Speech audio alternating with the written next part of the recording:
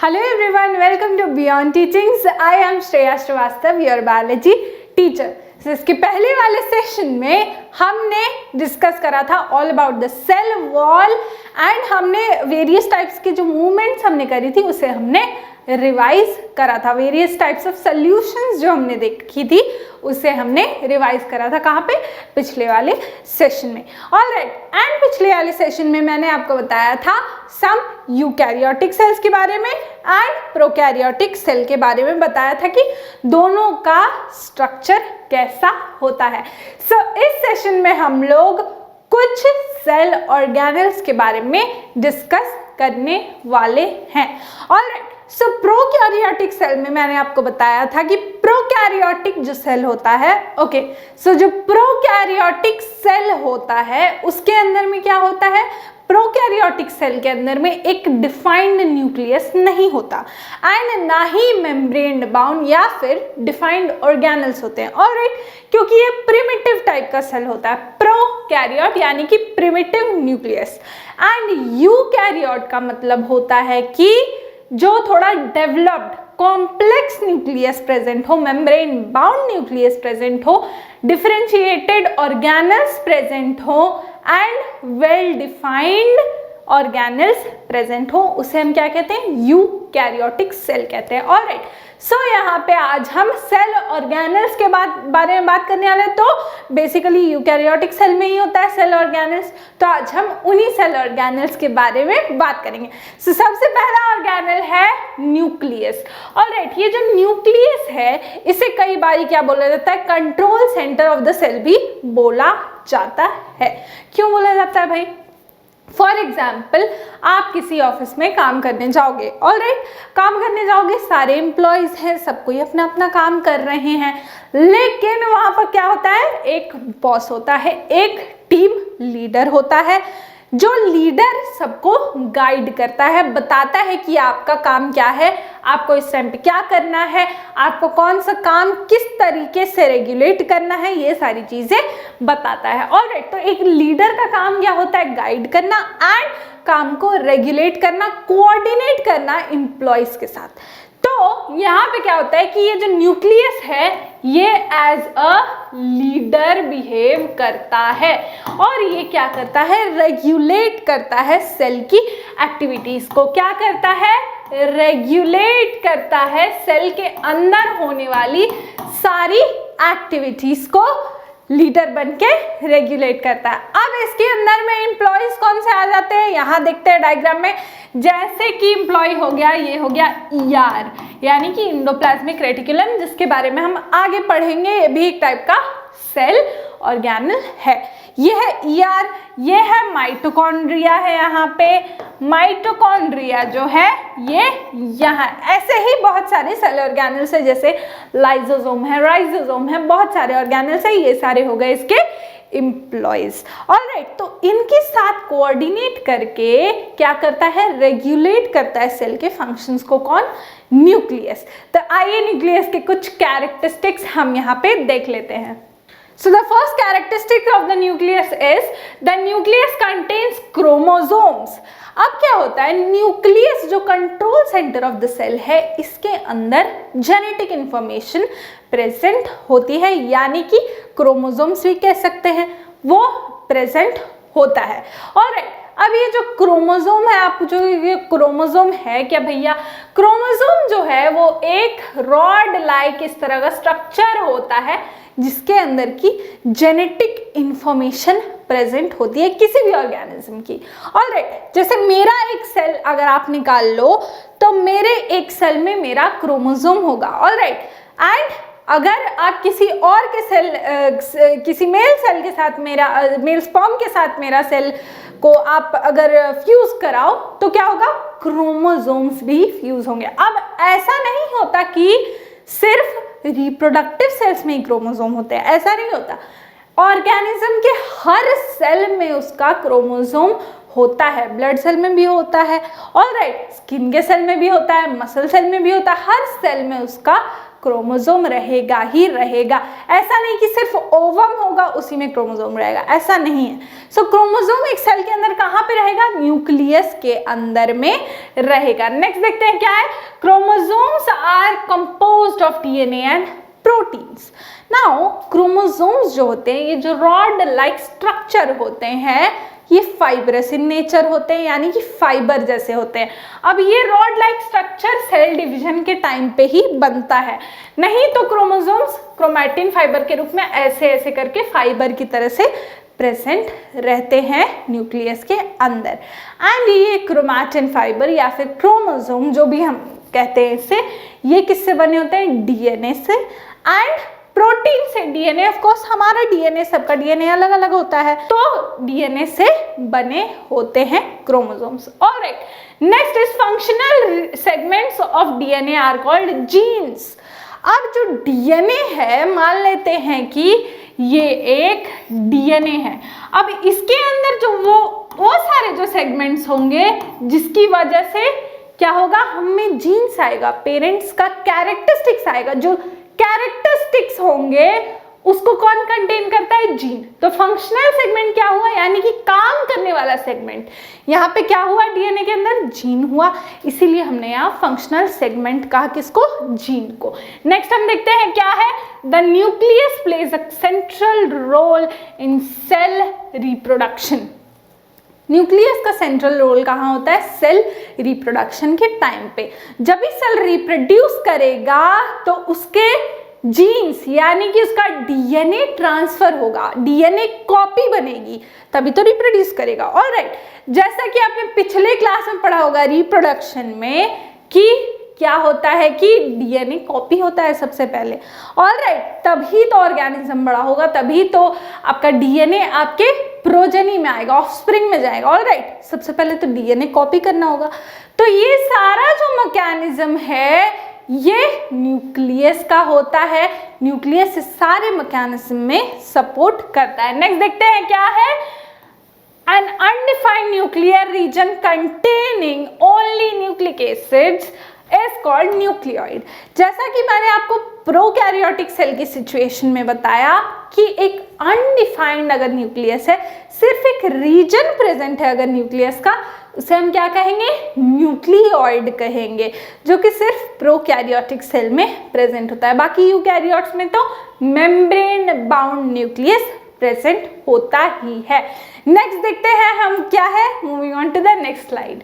Okay, so अभी तक जो हम लोग देख रहे थे ये तो बेसिक कंपोनेंट्स थे, यानी कि cell membrane, cell wall and cytoplasm and nucleus. ये सारे तो हर सेल में होंगे, बिल्कुल बेसिक है। अगर न्यूक्लियस नहीं भी होगा तो न्यूक्लियोइड होगा उसके जगह पे, सेल वॉल नहीं भी होगा तो सेल मेम्ब्रेन होगा। तो ये सारे क्या है? बेसिक है। तो ये सारे कंपोनेंट्स क्या है? बेसिक कंपोनेंट्स है। अब हम आते हैं सेल ऑर्गेनेल्स पे। जो प्रॉपर सेल ऑर्गेनेल वर्ड है, इससे हम क्या समझते हैं ये आप पता लगाएंगे हम। Large and complex cells including cells from multicellular organisms need a lot of chemical activities to support their complicated structure and function.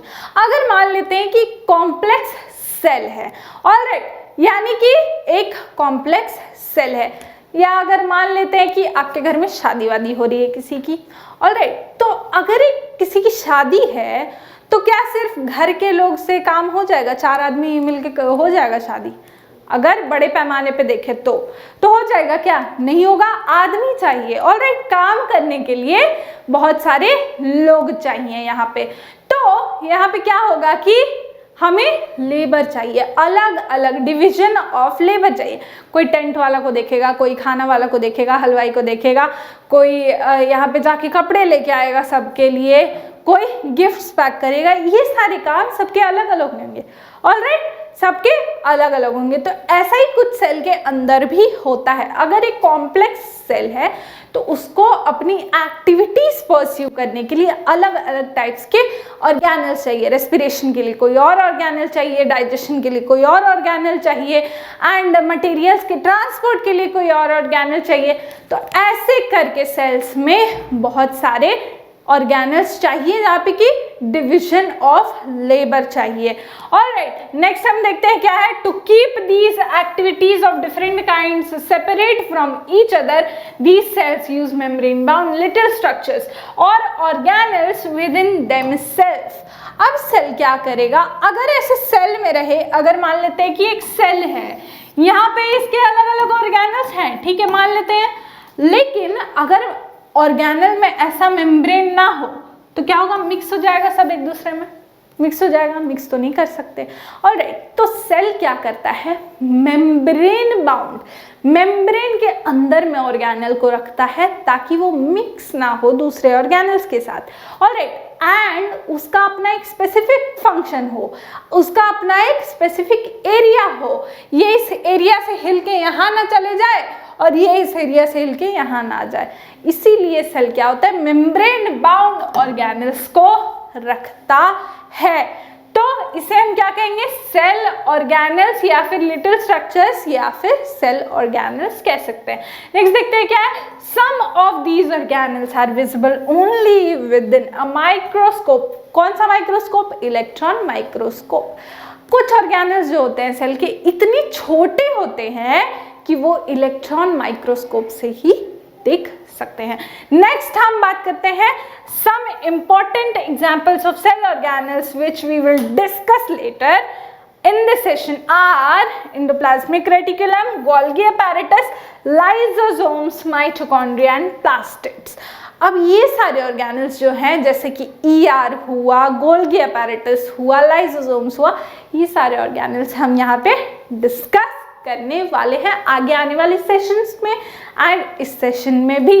अगला हम ऑर्गेनल जो है वो डिस्कस करने वाले हैं endoplasmic reticulum. So moving on to the next slide.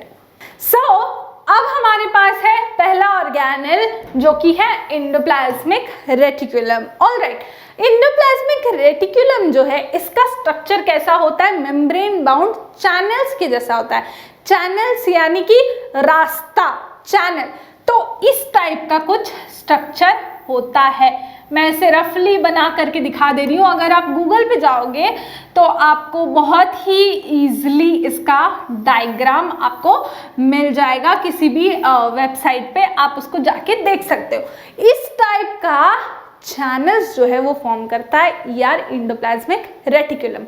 यहाँ पे देखते हैं क्या लिखा है, it is a large network of membrane bound tubes and sheets.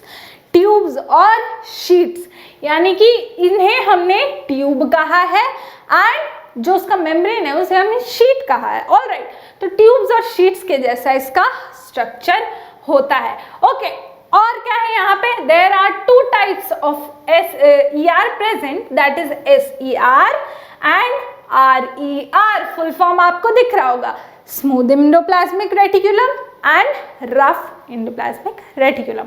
Rough क्यों, क्योंकि यहाँ पे राइबोसोम्स एसोसिएटेड होते हैं ER के साथ। राइबोसोम्स यहाँ पे लगे हुए होते हैं, फॉर एग्जाम्पल यहाँ है, यहाँ है, यहाँ है, यहाँ है, पर स्मूथ ER में ऐसा नहीं होता। स्मूथ ER और रफ ER का फंक्शन भी अलग है। जैसे कि रफ ER जो है जहाँ पे कि राइबोसोम्स लगे हुए रहते हैं उसका फंक्शन अलग है। स्मूथ ER का फंक्शन यहाँ पे देख लेते हैं, the SER helps in the manufacture of fat molecules और lipids important for cell function. Some of these proteins and lipids help in building the cell membrane. This process is known as membrane biogenesis.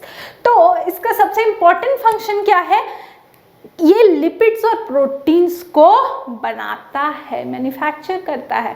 अब ये lipids और proteins क्या करते हैं, membranes बनाते हैं। तो ये मेनली मेम्ब्रेन की बायोजेनेसिस, जेनेसिस यानी कि जनरेशन, जेनेसिस यानी generation.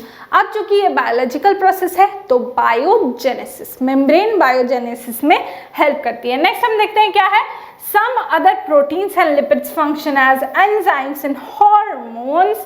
One function of the ER is to serve as channels for the transport. The ER also functions as the cytoplasmic network framework. तो अब ये जो SER है ये मेम्ब्रेन बायोजेनेसिस में हेल्प करती है एंड कुछ इसके जो प्रोटीन्स होते हैं, कुछ केमिकल्स जो होते हैं वो हॉर्मोन्स की तरह प्ले करते हैं रोल।